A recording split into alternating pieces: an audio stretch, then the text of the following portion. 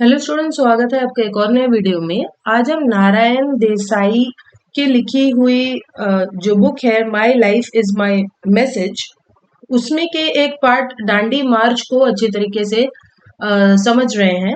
और इस इंफॉर्मेशन में दांडी मार्च के बारे में नारायण देसाई बता रहे हैं कि कैसे गांधी जी दांडी तक चलकर गए थे और वहां पर उन्होंने सॉल्ट लॉ को ब्रेक किया था। ब्रिटिशर्स ने नमक के ऊपर भी टैक्सेस लगाए थे और इसी चीज का विरोध करने के लिए गांधी जी ने ऐसा किया था। तो चलिए अब हम लोग इसके इंट्रोडक्शन को देखते हैं और उसके बाद फिर समरी की शुरुआत करते हैं। तो नारायण देसाई एक इंडियन गांधीयन थे, यानी गांधी जी की फिलोसफी को वो बहुत मानते थे और ये एक ऑथर थे। He was the son of Mahatma Gandhi personal secretary. तो महात्मा गांधी के जो पर्सनल सेक्रेटरी थे महादेव देसाई, उनके ये बेटे थे नारायण देसाई।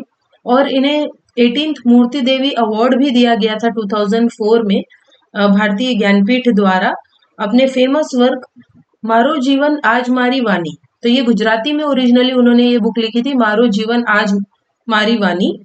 और इस वर्क में उन्होंने गांधी जी के काम के बारे में बताया है, लाइफ और फिलोसफीज के बारे में बताया है। और इंग्लिश में फिर इसे ट्रांसलेट किया गया और बुक का नाम था my life is my message. तो ये जो इंफॉर्मेशन है दांडी मार्च के बारे में वो उसी बुक से ली गई है। तो चलिए अब हम लोग समरी को और अच्छे तरीके से समझते हैं।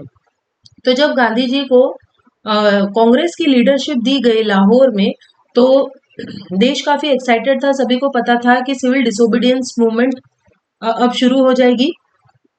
तो असहकार आंदोलन शुरू होने वाला था, यानी कि सभी ने डिसाइड कर लिया था कि कोई भी अब ब्रिटिश के साथ डील नहीं करेगा। ब्रिटिश जो भी कहेगी उन बातों को नहीं माना जाएगा। Assembled journalist were eager to know what strategy Gandhi ji would be adopting next.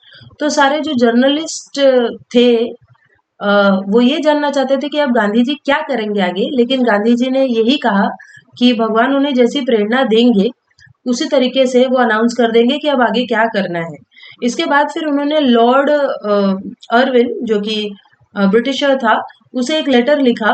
और उस जमाने में वो वाइस रॉय था और उसमें गांधी जी ने 11 पॉइंट्स दिए और कहा कि इन सभी पॉइंट्स पर एक्शन लो to convince them if their intention was to give India the dominion status.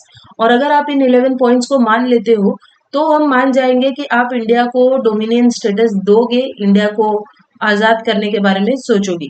He said only if they take some of these steps, it will convince them that they were really inclined to give India their independence. तो अगर आपने ये इन steps को मान लिया तभी हम समझेंगे कि आप सचमुच इंडिया को इंडिपेंडेंस देना चाहते हो। इसमें से जो चौथा पॉइंट था वो नमक के बारे में था, सॉल्ट के बारे में था। लेकिन वॉइस रॉय ने इस लेटर का कोई भी रिस्पॉन्स नहीं दिया, जवाब नहीं दिया, और बल्कि उसने ये कह दिया कि वो गांधी जी से नहीं मिलना चाहता है। और इसीलिए गांधी जी ने कहा कि आई आस्क फॉर रोटीज, मैंने तो रोटी मांगी थी लेकिन उन्होंने मुझे पत्थर दिए।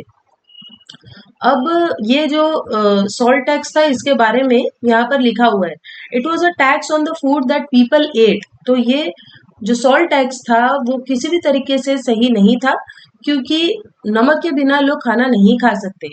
On the agriculture that they did, तो ये टैक्स सिर्फ खाने पे और नमक पे नहीं लगाया गया था, एग्रीकल्चर पे।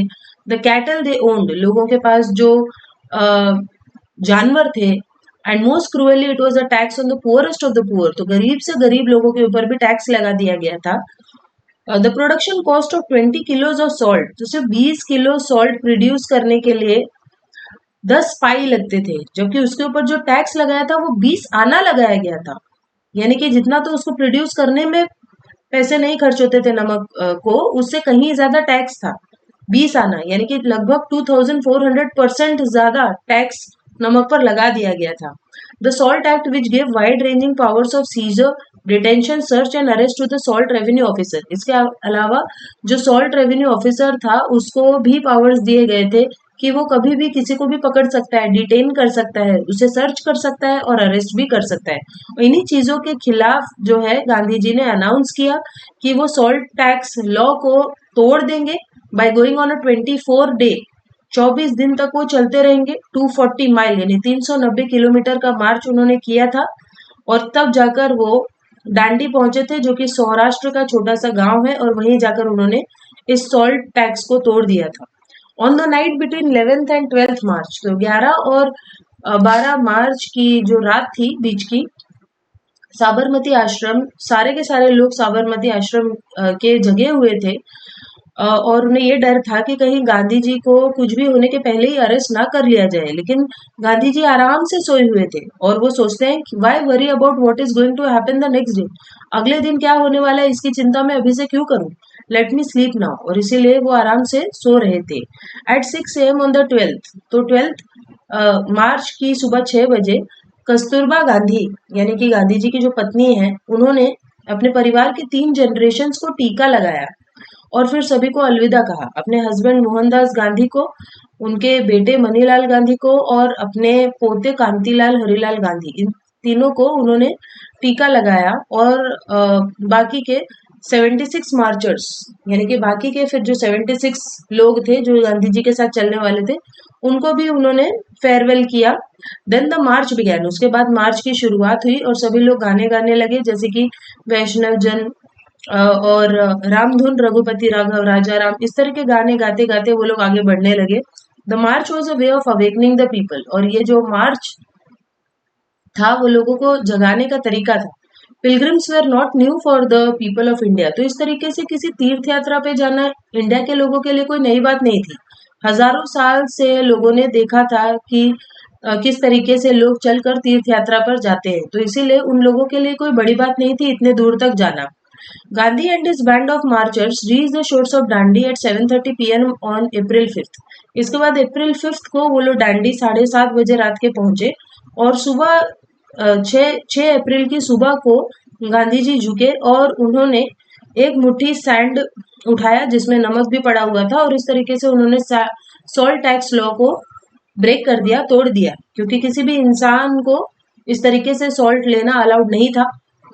Haridas Majumdar, his young associate from his days in South Africa, wanted a message for a friend in New York. और तब जो हरिदास मजूमदार उनके साथ थे, जो साउथ अफ्रीका से ही उनके करीबी रहे थे, वो चाहते थे कि गांधी जी एक मैसेज दें किसी फ्रेंड को जो कि न्यूयॉर्क में रहता था। तब गांधी जी ने अपना बहुत ही वर्ल्ड फेमस मैसेज लिखा और उन्होंने कहा, I want world sympathy in this battle of right against might. उन्होंने कहा कि मैं चाहता हूँ कि बाकी की जो दुनिया है वो दया करे, वो हमारे साथ सिंपथाइज करे इंडिया के लोगों के साथ, क्योंकि हम लोग ताकत के सामने सच के लिए लड़ रहे हैं। सो यहीं पर ये जो समरी है वो खत्म हो जाती है। आई होप आपको ये समझ में आई होगी। सो चलिए मिलते हैं नेक्स्ट वीडियो में, तब तक के लिए बाय।